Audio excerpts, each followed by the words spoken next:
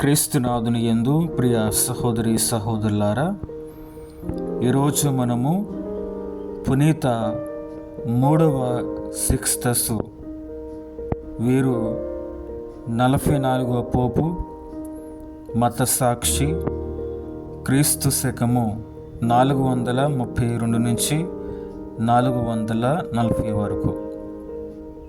పునీత 1వ సెలెస్టిన్ గారి పిమ్మట పునీత 3వ సిక్స్తస్ గారు క్రీస్తు శకము 432 జూలై 31వ తేదీన శ్రీ సభ 44వ పోపు గారుగా పేతురు సింహాసనాన్ని అధిష్ఠించారు. సిక్స్తస్ గారు రోమా పౌరుడు. వీరు గొప్ప నిర్మాణకర్త. పునీత మేరీ మేజర్ దేవాలయాన్ని పునరుద్ధరించి లోపల అందమైన నగీషీలను చెక్కించి సరికొత్త రీతిలో తీర్చిదిద్దారు. రోము నగర వెలుపల గల పునీత లారెన్సు దేవాలయాన్ని కూడా ఈ జగద్గురువులే పునరుద్ధరించారు. ఆ రోజుల్లో శ్రీసభ బోధనలకు వ్యతిరేకంగా వెళ్ళిన పెలాజియనులు, నెస్టోరియనులు, జూలియన్ ఆయన అనుచరులు మారు మనస్సు పొందేలా ప్రయత్నించారు. పునీత అగస్టీను గారు కూడా తొలుత పెలాజియాను వితండవాది పట్ల మెతక వైఖరిని ప్రదర్శించారు. కానీ ఆయన దేవుని కృపకు, దాతృత్వానికి పరిమితులున్నాయని చెప్పడం అగస్టీను గారికి నచ్చలేదు. సిక్స్తస్ పోపు గారు ఏమాత్రమూ ఉపేక్షింపలేదు. అట్టి శ్రీసభ వ్యతిరేకులందరినీ మత బహిష్కారం చేశారు.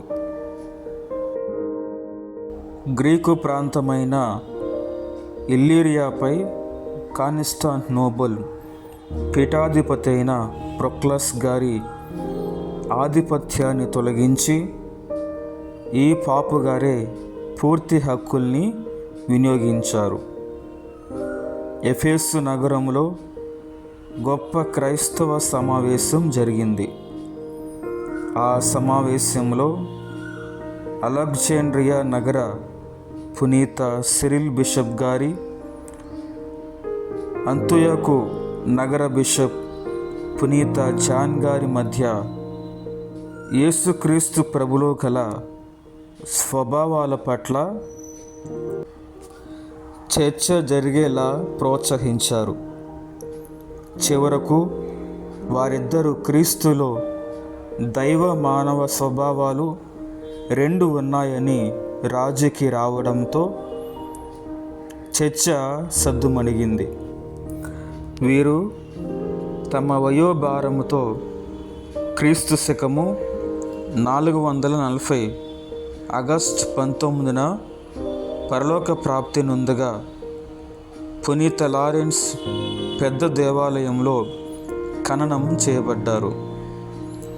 9వ శతాబ్దంలో ప్రకటింపబడిన పునీతులు, వేదసాక్షుల జాబితాలో వీరి పేరు కూడా చేర్చబడి ఉంది.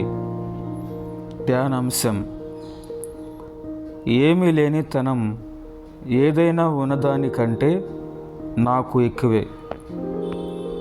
సర్వస్వం ఉన్నా కానీ అవి యేసు ముందు నాకు శూన్యం. వస్తువులు, వ్యక్తులు, ఉద్దేశాలు, భావాలు, గౌరవాలు, బాధలు లేకున్నా కానీ నాకు యేసు ఉంటే చాలు. అదే నాకు గౌరవం, సంతోషం, హృదయం మరియు ఆత్మం. పునీత 3వ సిక్స్తస్ గారా, మా కొరకు, మా కుటుంబాల కొరకు ప్రార్థించండి.